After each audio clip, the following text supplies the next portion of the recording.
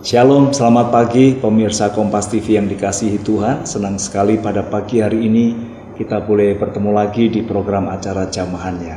Bagaimana kabar Anda? Saya berharap damai, sejahtera, sukacita dari Tuhan terus mengalir di hati kita sekalian.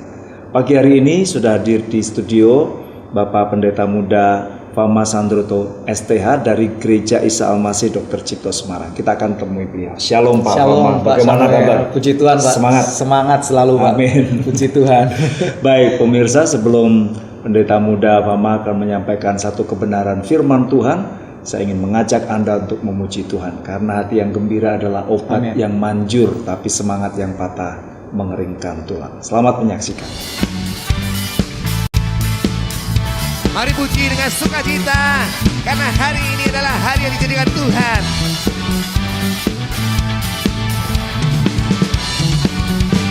Katakan hari ini. Hari ini ku rasa. Karena apa saudara? Berkumpul bersama saudara seiman. Siapa yang menyatukan kita saudara? Katakan Tuhan Yesus telah satukan kita tanpa memandang di antara. Mari bersama-sama bertepuk tangan. Hey! Sekali lagi katakan hari ini. Hari ini ku rasa bahagia. Karena apa? Berkumpul bersama saudara seiman. Katakan Tuhan Yesus. Tuhan Yesus telah satukan. Amin. Di antara kita. Mari jabat tangan kanan kirinya, katakan bergandengan tangan. Bergandengan tangan dalam kasih, dalam satu hati, berjalan dalam terang kasih Tuhan. Tengok kanan kirinya, katakan kau sahabat. Siapa? Kau saudaraku. Tiada yang dapat memisahkan kita. Lagi kau sahabatku. Kau saudaraku. Tiada yang dapat memisahkan kita. Amin. Sekali lagi dengan wajah yang senyum saudara, katakan hari ini ku rasa bahagia. Berkumpul dengan Bapak Ibu, saudara-saudari sekalian, ku rasakan bahagia. Amin. Katakan Tuhan Yesus. Tuhan Yesus telah satukan kita tanpa memandang. Sekali lagi ya Bapak Ibu, saudara-saudari sekalian, jabat tangan kanan kirinya, katakan bergandengan tangan. Bergandengan tangan dalam kasih. Amin. Berjalan bersama saudara-saudari sekalian. Terang kasih Tuhan. Tuju depan belakangnya, katakan kau sahabatku, kau saudaraku. Tiada yang dapat memisahkan kita. Lagi katakan kau sahabatku, kau saudaraku. Tiada yang dapat memisahkan kita. Bergandengan, bergandengan tangan dalam kasih, dalam satu hati, berjalan. Cari 3 orang ya teman-teman. Cari 3 temannya, katakan kau, kau, kau. Kau, kau, kau, sahabat. Lagi 3. Kau, kau, kau. Tiada yang dapat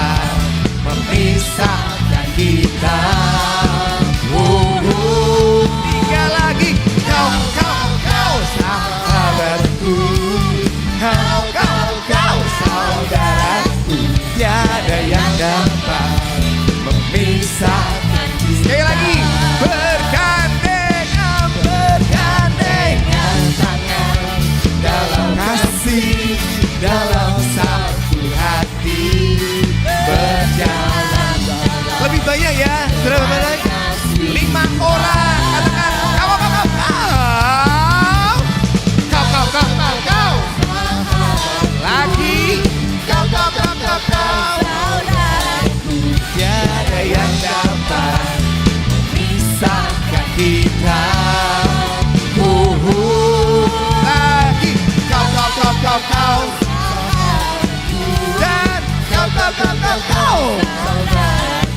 Tiada yang dapat memisahkan kita. Tiada yang dapat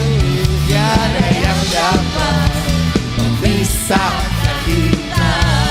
Tiada yang dapat memisahkan kita. Kalau Tuhan yang dapat memisahkan kita.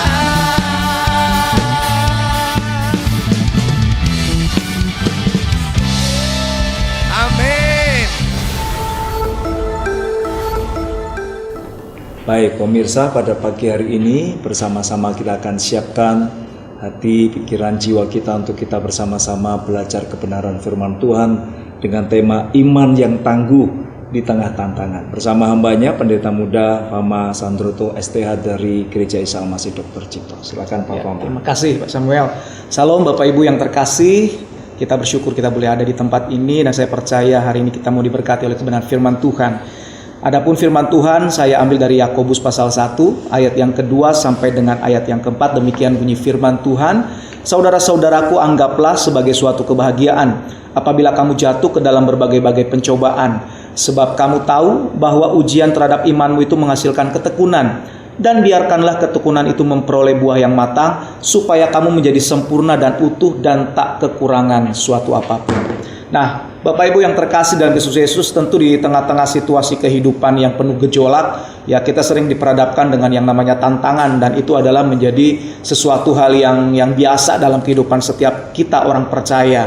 Nah, sekarang kita mau belajar, ya ketika kita tahu bahwa tantangan itu selalu ada di dalam kehidupan orang percaya, maka pertanyaannya sekarang adalah bagaimana supaya saudara dan saya sebagai orang percaya itu punya iman yang tangguh di tengah tantangan. Nah, kalau kita lihat kata tangguh sendiri itu diartikan sebagai sukar dikalahkan, kuat, tabah dan tahan. Nah, tentu orang yang tangguh itu pasti adalah orang yang sudah berhadapan dengan sesuatu tantangan atau lawan yang mungkin bisa dikatakan sepadan dengan dia. Makanya kita katakan misalnya Pak Samuel ini tangguh ya orangnya ya. Kenapa kita bisa katakan Pak Samuel tangguh? Karena pasti Pak Samuel sudah menghadapi tantangan ya yang sesuai dengan atau sepadan dengan dia sebagai lawannya. Nah, oleh karena itu Bapak Ibu Saudaraku, maka keinginan Tuhan kepada kita sebagai orang percaya, kita ini adalah orang-orang yang diinginkan Tuhan memiliki iman yang tangguh.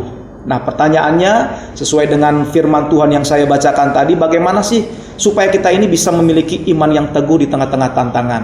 Ya, hal yang pertama yang saya lihat adalah bahwa yang pertama kita harus memiliki perspektif atau cara pandang yang benar tentang tantangan. Firman Tuhan tadi yang saya bacakan berkata, anggaplah sebagai suatu kebahagiaan.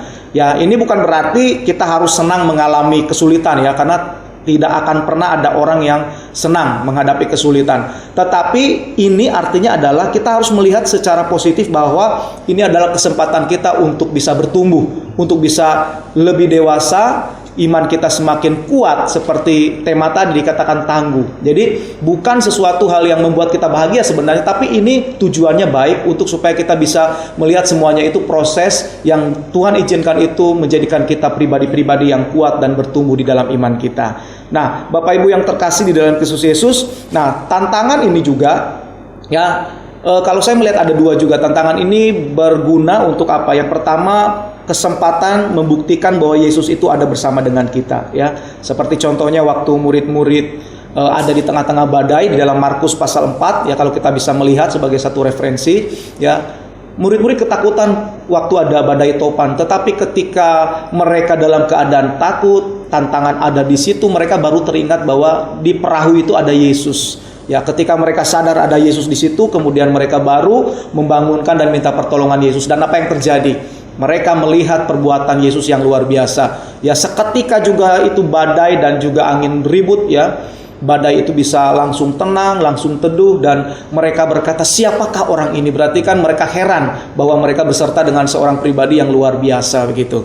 Nah, yang kedua juga, tantangan ini sebenarnya tujuannya adalah supaya ada kesempatan untuk kita mengeluarkan semua potensi-potensi karunia kita yang kita miliki, yang mungkin selama ini kita tidak tahu bahwa ada sesuatu yang luar biasa yang Tuhan berikan kepada kita. Nah, saya pernah mengalami, Bapak Ibu, waktu saya praktek, ya saya masih muda sekali, tidak punya pengalaman, tetapi harus diperhadapkan dengan ya orang-orang yang kerasukan setan gitu. Saya nggak tahu bagaimana caranya, saya juga belum pernah mengalami situasi itu. Tapi hampir setiap minggu di tengah-tengah pelayanan itu selalu saja saya diperhadapkan dengan itu. Mau nggak mau ya, saya belajar untuk mengandalkan Tuhan karena tidak ada lagi orang lain yang bisa diandalkan pada waktu itu. Dan benar terbukti Bapak Ibu, baru saya tahu rupanya Tuhan kasih satu potensi karunia kepada saya untuk apa? Salah satunya adalah ya mengusir setan dan segala macamnya seperti itu.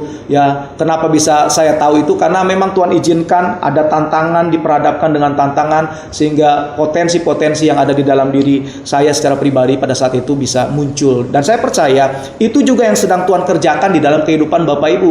Jadi kalau misalnya ada tantangan apapun itu, percayalah ada sesuatu hal yang sedang Tuhan kerjakan supaya potensi-potensi kita itu keluar, supaya potensi ini bisa dipakai untuk kemuliaan nama Tuhan. Kemudian yang kedua adalah bagaimana supaya kita punya iman yang teguh, bertekun dalam iman, jangan menyerah di tengah tantangan. Saudara, saya tahu bahwa kebanyakan dari kita ada banyak yang mengalami ketika mengalami tantangan pasti ingin cepat-cepat ya tantangan itu berlalu atau mungkin menyerah. Tetapi firman Tuhan hari ini ingatkan kita bahwa jangan sampai kita menyerah, tetapi sebaliknya bertekunlah dalam iman. Kenapa? Karena ketekunan itu berarti kita tetap percaya kepada Tuhan meskipun keadaan tidak sesuai dengan harapan. Ya, ketika ada ketekunan, maka pribadi kita yang sedang mengalami proses ini tidak akan mudah putus asa. Ya, kenapa? Karena kita percaya ada satu pengharapan gitu.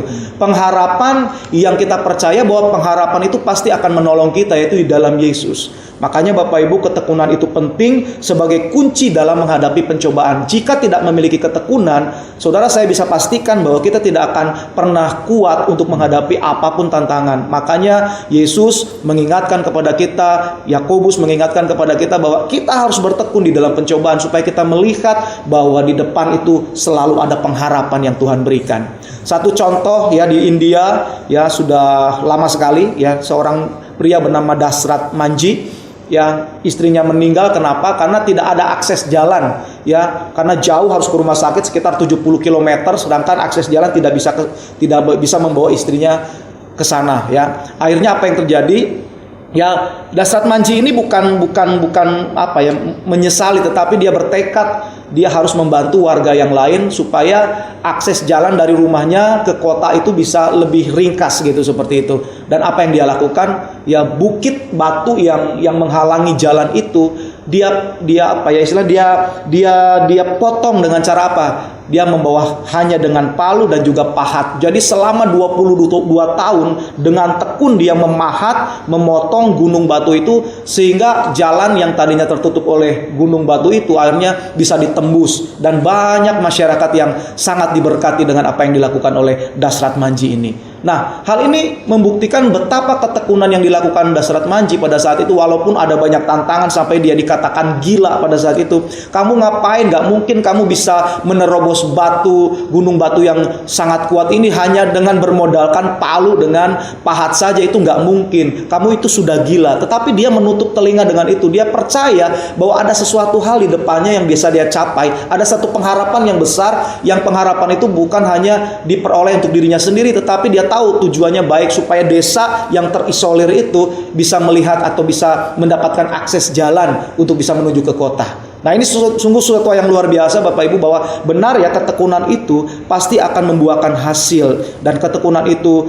adalah kunci untuk kita menghadapi pencobaan. Dan yang terakhir Bapak Ibu, yang ketiga adalah percaya bahwa Tuhan sedang membentuk kita untuk menjadi sempurna dan utuh.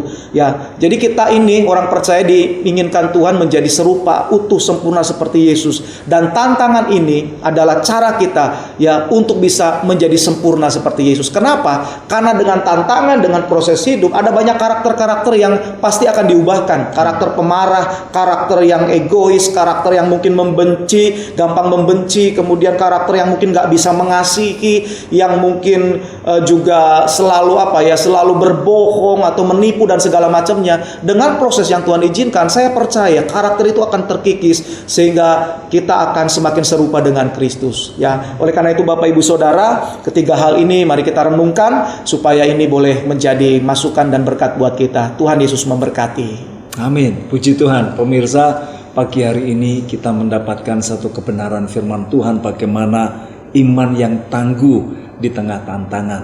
Baik, kita akan kupas lebih dalam, tetapi setelah jeda pariwara kami segera kembali.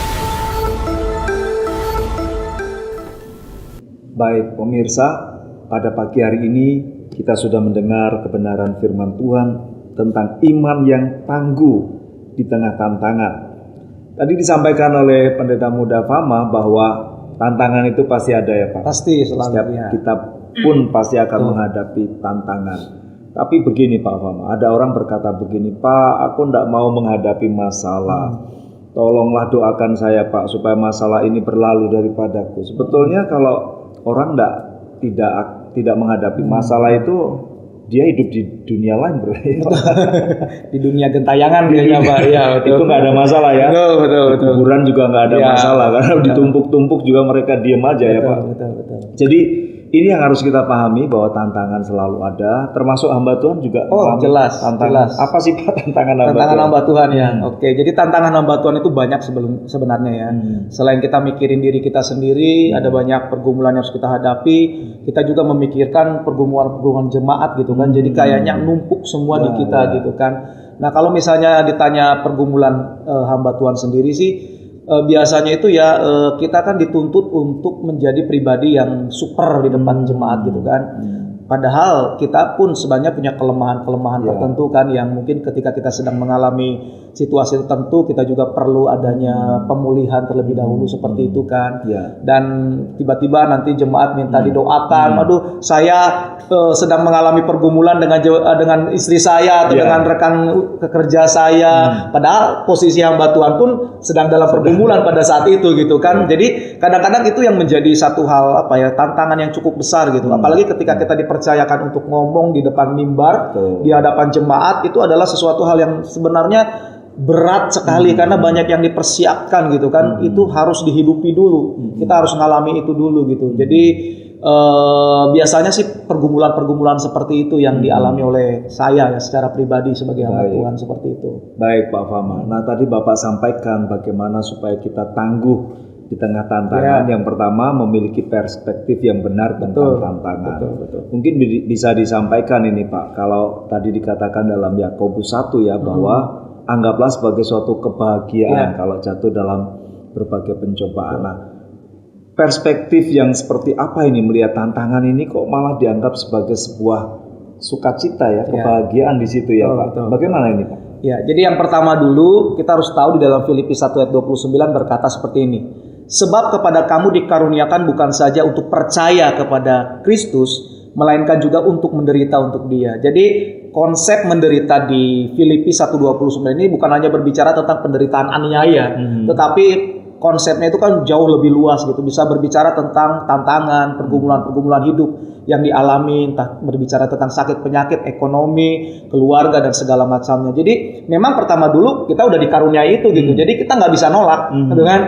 Memang ketika kita sudah ambil keputusan percaya kepada Yesus, ya istilahnya kita harus memikul salib kita sendiri gitu. Seperti Yesus memikul salibnya untuk kita harus memikul salib kita sendiri yang telah Tuhan berikan kepada kita. Jadi itu bagian daripada kehidupan kita harus melewati itu. Nah, yang kedua adalah anggaplah sebagai suatu kebahagiaan itu bukan berarti ya seperti yang saya sampaikan tadi, sukacita, nggak mungkin ya, itu berarti nggak normal gitu kan. Orang ketika dalam keadaan sakit dia bahagia, terima kasih Tuhan aku sakit, kan nggak mungkin ya. Tapi maksud daripada firman Tuhan ini sebenarnya berbicara tentang apa?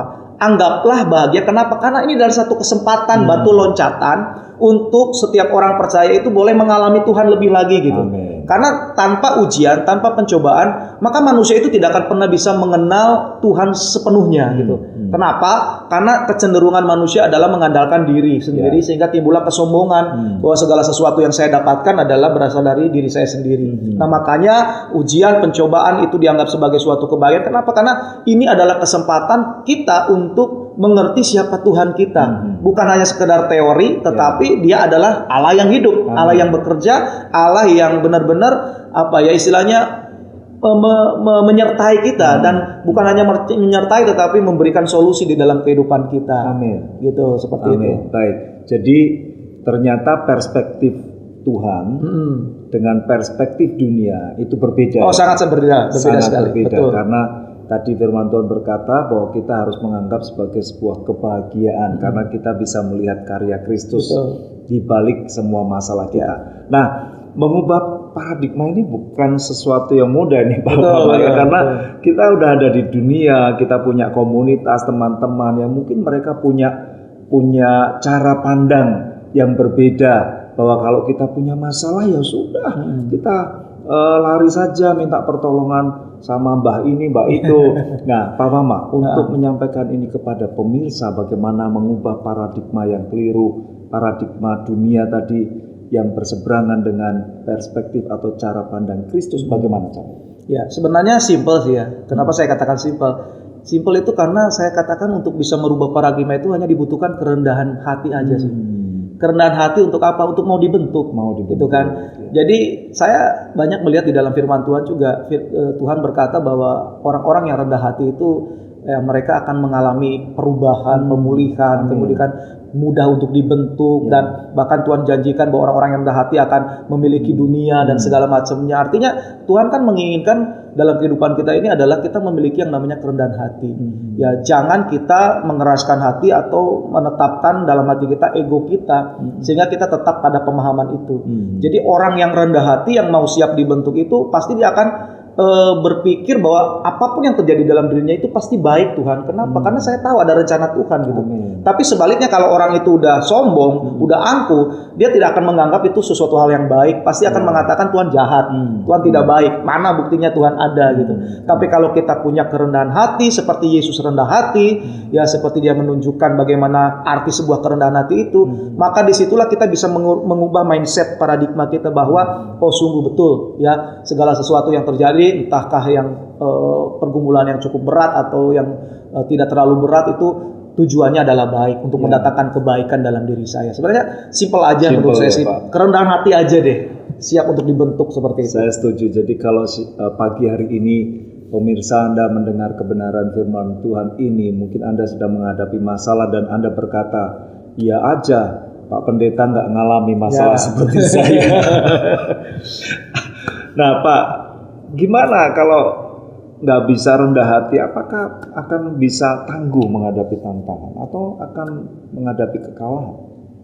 Pasti mengalami kekalahan ya. Karena kan kerendahan hati itu dikatakan di sini supaya menimbulkan ketekunan gitu. Bagaimana bisa kita menjadi pribadi yang tekun kalau kita udah nggak punya kerendahan hati kan? Pasti kita akan gagal. Kita nggak akan bisa melalui proses itu dengan setia dan taat, nggak akan bisa. Jadi modal utamanya memang harus kerendahan hati dulu sih, kuncinya itu, sehingga kita bisa karena dengan kerendahan hati itu kan sebenarnya kita mengandalkan Tuhan, benar nggak? Amin. Artinya kita mempercayakan masalah kita itu kepada Tuhan, dan Tuhan akan turut terlibat karena Dia lihat ada satu hati yang terbuka untuk mau diintervensi oleh Tuhan sendiri. Seperti itu. Baik, jadi pagi hari ini pemirsa, kita harus merendahkan hati, membuka hati untuk Tuhan berbicara dengan kita, dan ketika kita mendengar firman Tuhan itu berarti harus bertobat ya Pak. Betul. Untuk menjadi rendah hati ini pun juga bertobat. Ya. Bagaimana cara pertobatan yang harus dilakukan? Nah ini yang menarik sebenarnya itu kan, kalau orang nggak bisa berubah itu kan karena saya pikir ya, menurut saya itu karena ego ya. Sesuatu hal yang tidak bisa diintervensi oleh Allah secara langsung itu berbicara tentang ego menurut saya. Kenapa? Karena kita diberikan kehendak bebas oleh Tuhan Allah. Jadi orang itu akan bisa bertobat, orang itu akan bisa berubah kalau dia benar-benar menempatkan egonya di bawah, gitu, bukan di tahta kerajaan hatinya. Makanya dulu ada gambar hati yang hitam itu, ada di atas tahta itu ada iblis gitu kan, itu ego ya. Tapi kalau itu diturunkan, maka Allah yang akan bertahta, maka ya di gambar itu ada Roh Kudus datang, Alkitab datang, salib datang gitu. Ya, sehingga itu yang bisa membuat kita berubah. Baik, amin. Puji Tuhan. Pemirsa, pagi hari ini kita belajar bagaimana untuk kita bisa memiliki perspektif yang benar. Nah, Pak Fama, tadi dikatakan yang kedua harus bertekun itu jangan menyerah ya. Iya, betul. Nah, tidak putus asa. Seperti apa itu? Apakah nanti Pak Fama juga akan menyaksikan bagaimana penyertaan Tuhan di saat menghadapi tantangan? Kita akan jeda dulu sejenak, setelah pariwara kami segera kembali. Baik, pemirsa, pada pagi hari ini kita sedang belajar bersama-sama bagaimana kita memiliki iman yang tangguh di tengah tantangan.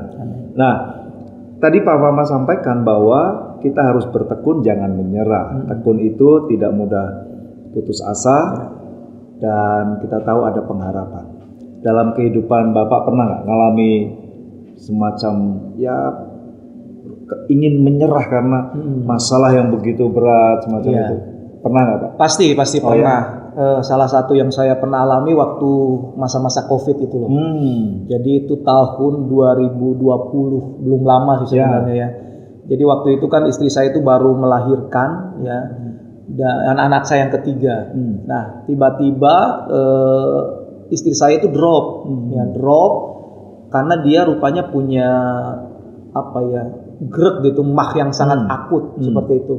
Nah saya tuh punya 3 orang anak, jadi di tengah-tengah istri saya yang semakin lemah setiap hari itu, saya juga harus bertanggung jawab dengan ketiga anak saya.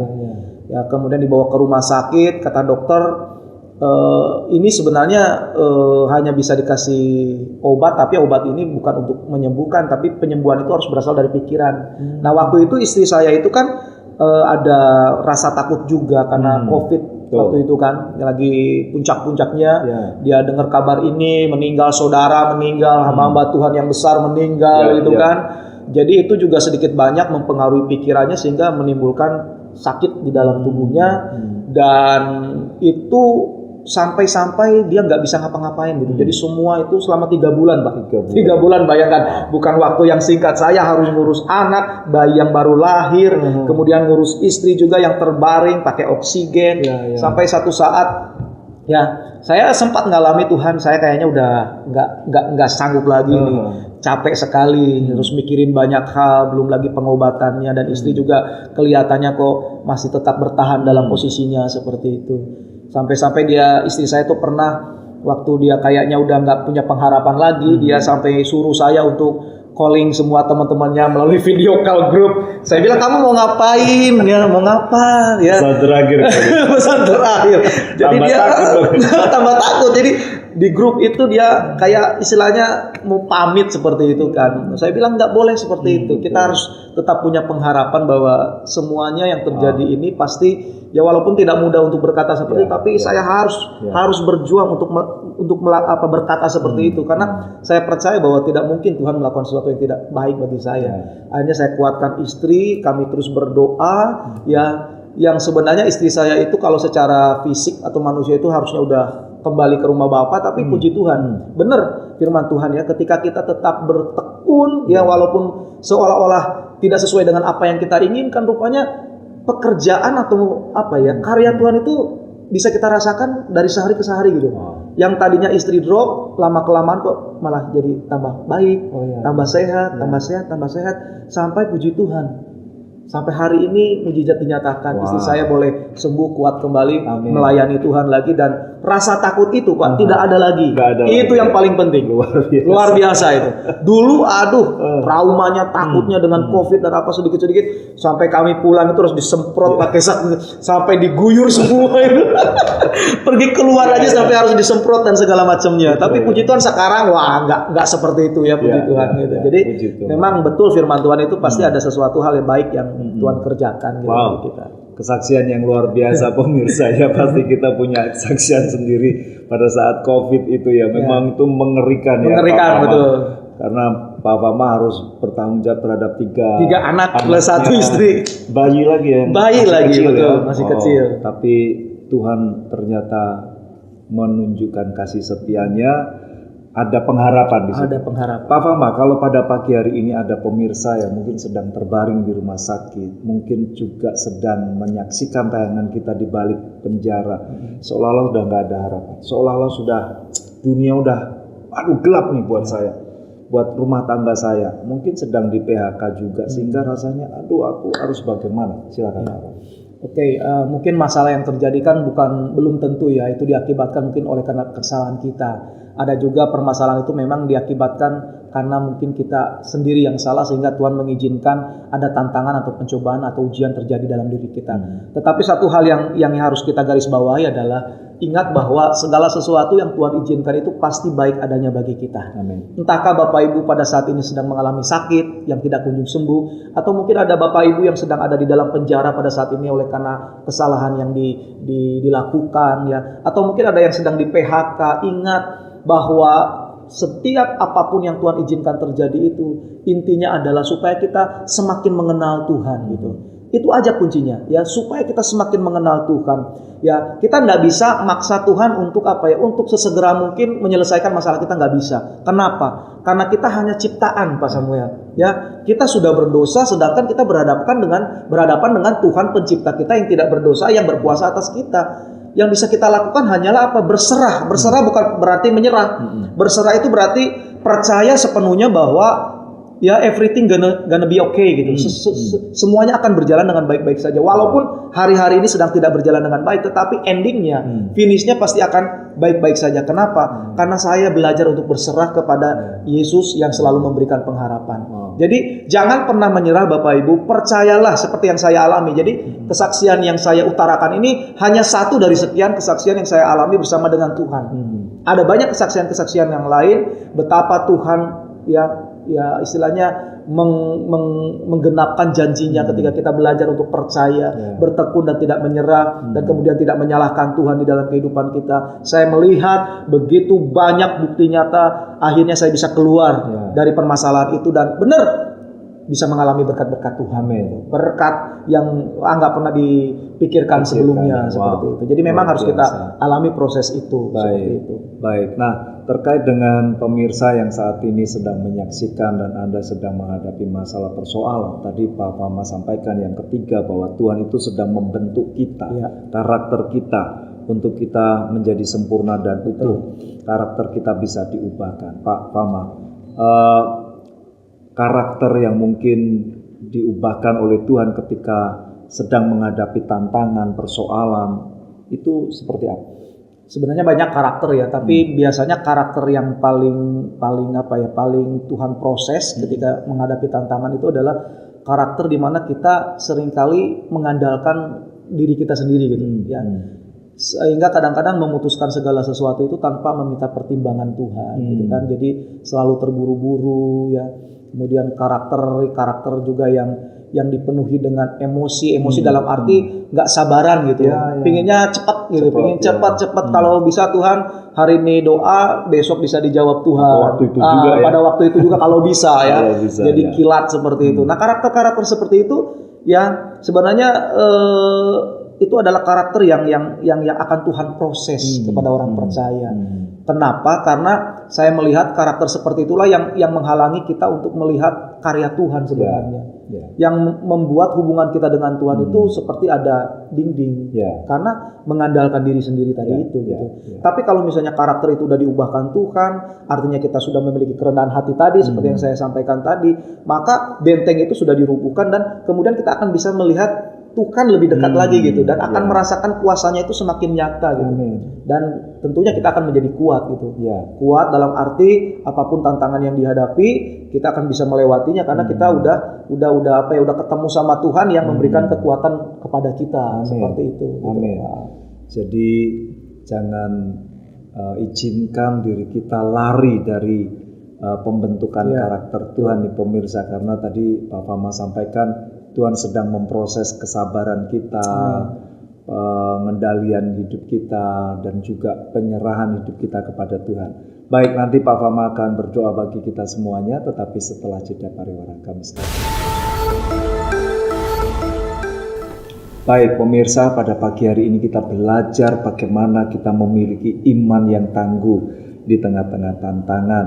Bagi Anda yang baru saja menemukan channel kami, Pendeta Muda Fama akan menyampaikan kesimpulan dari apa yang sudah beliau sampaikan. Silakan. Ya, terima kasih Pak Sam. Jadi kesimpulannya Bapak Ibu Saudara, bahwa untuk supaya kita bisa mengalami atau bisa memiliki iman yang teguh di tengah-tengah tantangan itu, yang pertama adalah milikilah perspektif yang benar terhadap pencobaan sebagai sarana untuk pertumbuhan. Jadi setiap pencobaan tantangan itu, ingat, itu bukan untuk menjatuhkan, melemahkan kita, justru sebaliknya untuk menjadikan pribadi kita kuat supaya kita bisa menjadi pribadi yang dewasa di dalam Tuhan. Kemudian yang kedua adalah kita juga bertekun dan tidak menyerah, karena dengan ketekunan itu pasti akan menghasilkan iman yang lebih kuat lagi. Jadi jangan pernah menyerah, tetapi tetaplah setia seperti janji Tuhan. Kesetiaan kita itu tidak akan pernah sia-sia. Ketekunan kita tidak akan pernah sia-sia. Kita akan melihat sesuatu hal yang baik yang Tuhan sediakan buat kita. Oleh karena itu tetap kuat.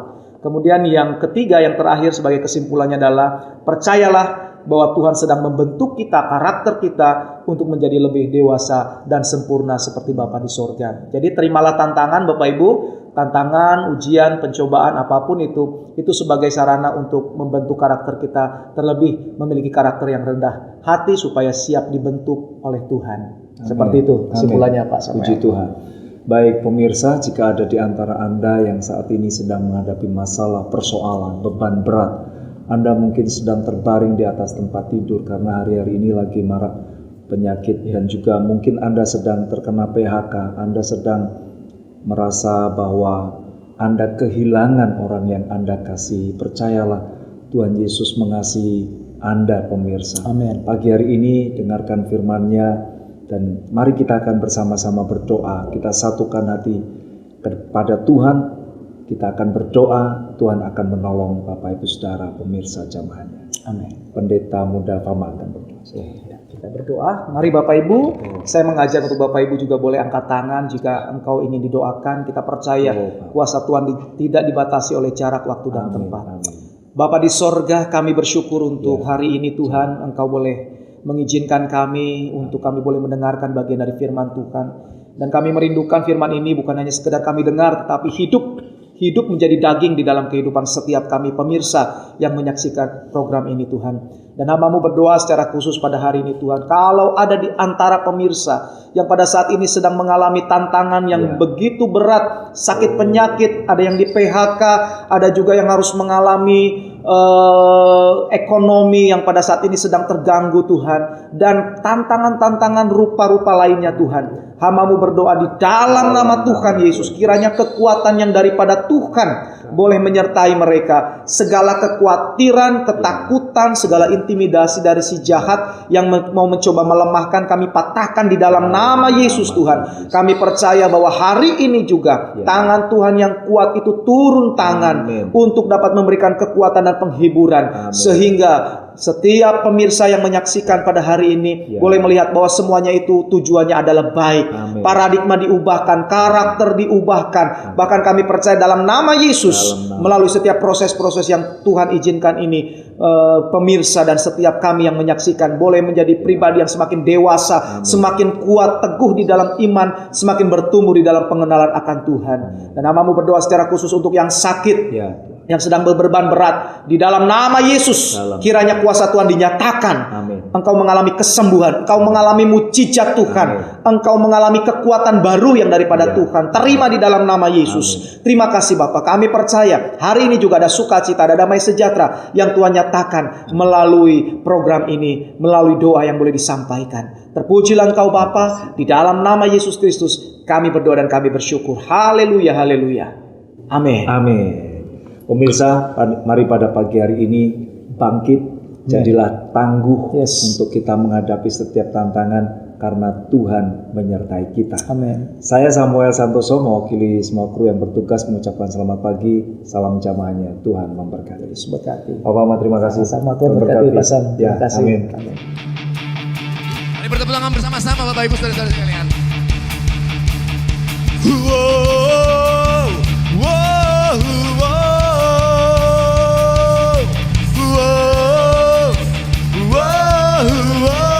Bersama-sama.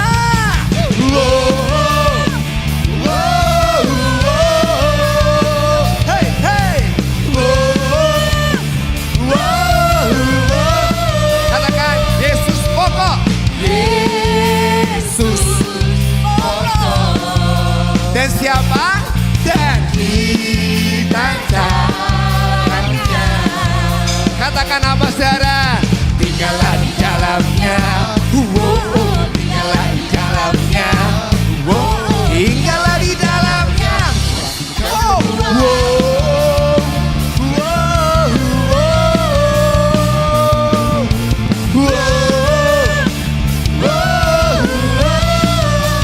Cuma dua katakan Yesus.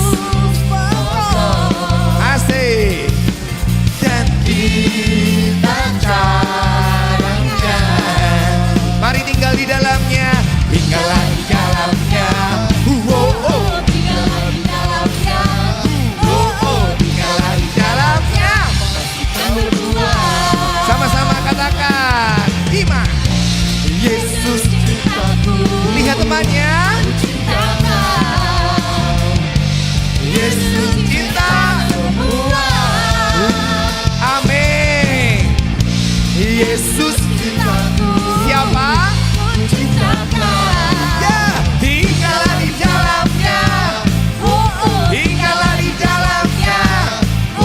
Tinggallah di dalamnya.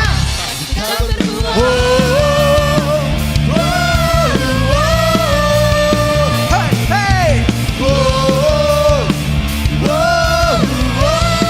Sekali lagi dengan antusias saudara. Yesus. Siapa? Katakan tinggallah di dalamnya. Tinggallah di dalamnya. Tinggallah di dalamnya. Tinggallah di dalamnya. Amin. Lihat kanan kiri depan belakang, katakan Yesus cintaku. Ku cinta. Amin. Yesus cinta semua. Siapa? Yesus cintaku. Dan ku cintakan. Tinggallah di dalamnya. Tinggallah di dalamnya. Tinggallah di dalamnya. Kita berdua. Katakan saudara, Yesus. Yesus cintaku. 7 tamborin dong, tamborin. Ku cintakan. Asik. Yesus cinta semua. Lagi saudara. Yesus tunjuk kami dong, tunjuk kami. Ku cinta. Terima kasih. Tinggallah di dalamnya. Tinggallah di dalamnya. Tinggallah di dalamnya. Pastikan berbuat. Tengok kanan kiri lagi, katakan Yesus cintaku. Yesus cintaku. Lihat temannya. Asik. Yesus cinta semua. Yesus cintaku. Amin saudara. Dan ku cinta. Mari tinggallah di dalamnya. Tinggallah di dalamnya. Tinggallah di dalamnya. Sekali lagi Yesus cintaku. Yesus cintaku. Ku cintakan. Yesus cinta semua. Yesus cintaku. Ku cintakan. Tinggallah di dalamnya. Tinggallah di dalamnya. Tinggallah di dalamnya.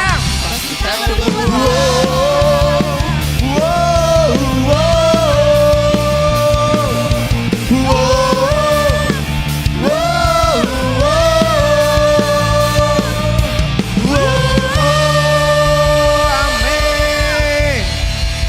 Silakan duduk Bapak Ibu saudara-saudari sekalian.